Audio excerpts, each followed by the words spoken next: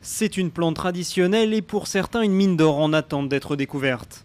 Le moringa ou Moringa oleifera de son nom latin est en effet plein de promesses. Bien qu'originaire de l'Inde, cette plante est très bien connue en Afrique centrale. On l'utilise avant tout dans les campagnes, dans la nourriture des hommes et des animaux, principalement en raison de ses vertus médicinales et gustatives. Aujourd'hui, la tendance est à la redécouverte des médecines traditionnelles, y compris dans les grandes villes. À Arusha, dans le nord de la Tanzanie, Sébastien et Christina Msapala ont ouvert une plateforme de recherche sur le moringa.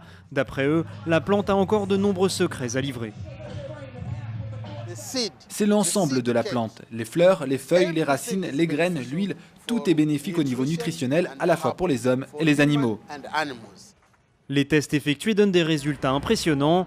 Un simple dé à coudre de moringa contiendrait autant de vitamine C que 7 oranges. Quant aux feuilles, elles sont bourrées de protéines, de fibres, de calcium ou encore de phosphore. En poudre, il peut être utilisé sous de multiples formes pour enrichir les aliments. Sauce, épices, lait, pain ou même nouilles instantanées. Nous passons un contrat avec les fermiers. Nous les formons, nous leur donnons les graines et ensuite nous leur achetons les graines de moringa et la poudre de moringa ainsi que les feuilles. Aujourd'hui, l'économie du moringa est encore largement informelle et l'on en trouve essentiellement sur les marchés locaux.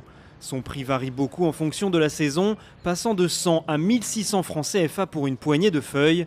Mais à l'exemple du guarana, cette plante sud-américaine utilisée aujourd'hui dans de nombreux compléments alimentaires, le moringa pourrait bien passer les frontières de l'Afrique centrale et devenir la nouvelle coqueluche de l'industrie agroalimentaire.